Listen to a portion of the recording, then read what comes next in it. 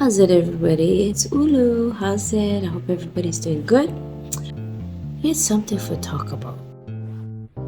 Wanted to talk about and why men don't communicate. It's our responsibility as parents to allow our children to be able to express themselves. Communication happens early in children. Even if they're just, saying words like Google Gaga, to them that's words. To me, that's words. They don't really know like the actual word, but they are recognizing their voice, their sound, getting used to their voices.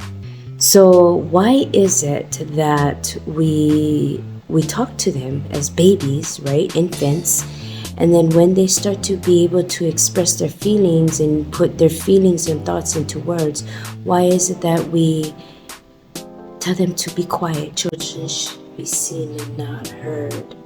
I understand what that means. Children should be seen and not heard. My parents used to tell me that all the time.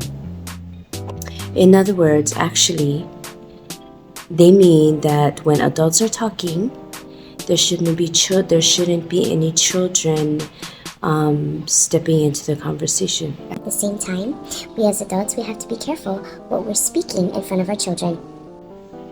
And yes, that comes from me, where I am totally open to communication with my children, but it comes on a need-to-know basis. Altogether, young children should learn how to communicate through the way you communicate with your children. Well, that is the introduction for why men don't communicate. No, seriously, we end up telling our children not to say a word, and we tell them to stop, And when I think about it, we're oppressing our children from being able to learn how to sort out their feelings and their thoughts. Men who have a hard time communicating has always been something for me to always figure out, because most men don't communicate. They really don't, because they weren't allowed to communicate. When you are unable to communicate effectively, right, with your partner, what happens is there is room for negativity, because maybe there is no trust yet. You're trying to build trust. And in order for a woman to trust you, you should be able to communicate. And on the flip side of that, a woman should be able to control her emotions when she is trying to communicate something. As women, because we are emotional creatures and we are very reactive emotionally in situations, this is what has worked for me. Okay, and I'm not going to say that's working for anybody else or whatever, but it is something that I did because I needed to get my emotions in check. There was one point where I was just completely confused and totally like beside myself, because all these things was happening to me, changes was happening in my life, and I had to learn how to acknowledge those emotions, acknowledge those things that was going through my head, and try to balance it. And how I did that was I did writing therapy. When I did that, I was able to visualize and look at something on a piece of paper that made me feel upset or frustrated. In other words, I was figuring out my own triggers, what triggers me to react in certain ways. Okay. Now, I know that because I'm willing for those triggers to not happen, or I'm trying to pay attention and guard myself to be caught in a situation where I am triggered, I had to also realize that I may come across situations in my life from this time when I was trying to figure out myself to now, to 5 years later, that I needed to continuously cultivate that. The thing with communication is, we as women, if you have a partner that doesn't know how to communicate, but at the same time You see the actions of your partner. You see you hear the words that they do say, especially actions. Pay attention to those actions. Be sure to let them know that you appreciate those actions that they're doing. Be sure to let them know that you're so thankful for them, that they're in your life. If you as a woman can communicate in such a way that they don't see or feel your emotions with great impact, especially when it's something that you're upset about, you think about what you're going to say. Think about how you're going to present the situation to. Think about, you might have to plan the whole scenario. Like, for real, you might have to plan the whole thing in your mind and be honest, be real honest with yourself and present that situation to them. If a man responds to you, even if there are men out there that do not know how to show it because they didn't learn the proper way, it's because they have always felt like what they say doesn't matter. Now, if your man doesn't respond at all, and I'm gonna put this on the woman because we react off of emotion a lot of times. So if you make a mistake, okay, and I'm not talking about cheating or whatever, because that's a whole different subject. I'm just talking about saying something wrong or giving that attitude because women can create bullshit, honestly. Let's be honest, okay? And you make a mistake. Or you realize that you make a mistake, but your man does not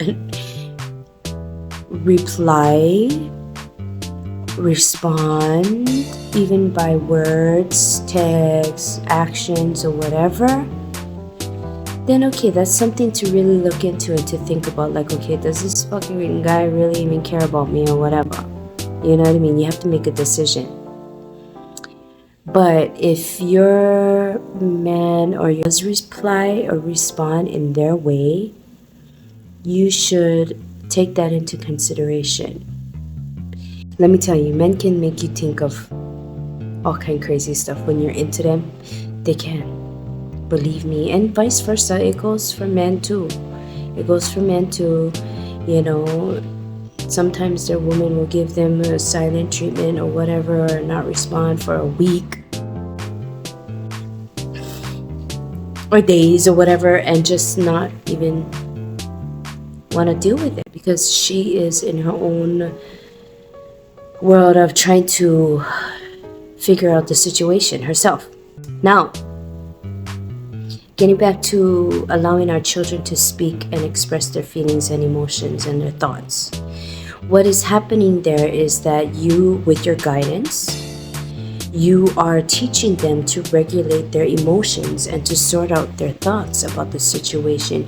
You're growing their cognitive development. Cognition. Excuse me. You're helping them develop their cognition, and you're helping them to apply problem solving in their lives. Okay, you're helping them to use words effectively. You're teaching them to sort out why they're feeling this way, what made them feel this way, and what they're gonna do to resolve it. Even if it can really be something that was resolved, something that happened already. It's learning how to not keep thinking about the situation, because it could turn into ruminating of someone. If a woman learns how to communicate effectively by acknowledging everything, what's triggering the emotions or whatever, and she can present it with love and kindness to her man, then he will definitely be willing to respond. How he responds and how he replies to whatever situation or issue that you're having, right? You have to be willing to be open about his response. Ruminating can become an unhealthy habit because you don't want to turn it into another argument. Like, for real, that's just wasted energy. You have to be willing to be open to his response and accept it. You may not agree. This man is going to be part of your life, and he's going to be the one who is going to be your protector. You want him to nurture you. You want him to listen to you. You want him to, be more proactive in the relationship. Then you have to allow him to know. You have to let him know that you respect his response. If you believe in what he's saying that is good for you, then you will pay attention and you will apply it and you will listen. And then, guess what? He will know to respect you. You have to earn respect from each other. You have to learn how to respect each other's boundaries. You have to learn how to not hit below the belt, because that is the worst thing you can do. And the worst thing you can do as well is to bring up stuff that is from the past into a current situation, because you obviously, that happened in the past and you cannot bring that old stuff into the current situation. You have to stick to the subject at hand, the topic at hand.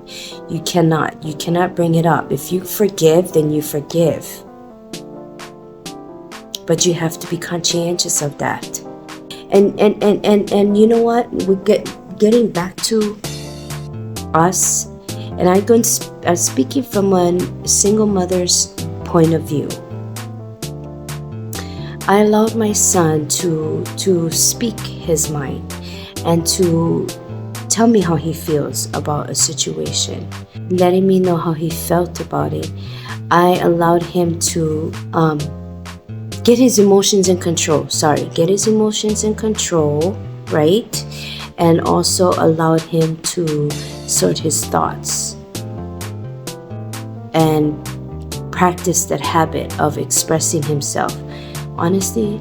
And you know what, even his dad to express how he felt, because it was that time he needed to have some kind of guidance. He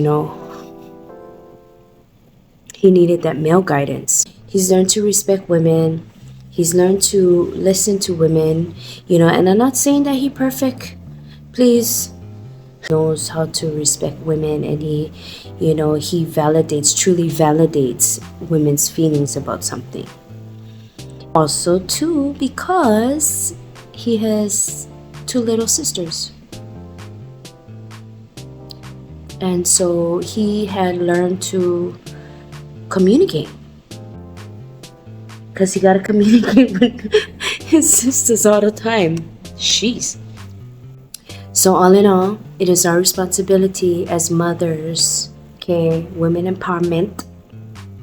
It is our responsibility as mothers to make sure that our children learn how to communicate effectively, because even it can happen with young girls too.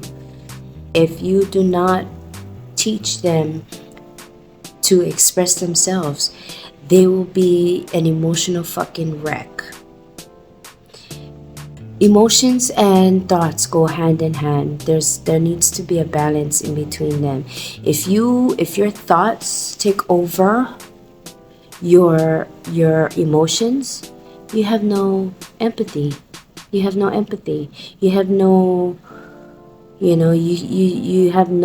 way of being able to show emotion if you practice that only. If you are too overly excessively expressive and you are unable to recognize your triggers, you'll be a hot freaking mess. A hot mess. Believe me. What else can I say? Not like I'm speaking from experience. It's the truth. For girls, allow them to share with you. Your daughters, allow them to share with you what they're going through. Allow them. Okay guys, well anyways, thank you for joining me. If you like this video, go ahead and drop a like, subscribe for more videos, hit the notification bell. We thank you for joining us. Okay, have a good night. Ahoy ho.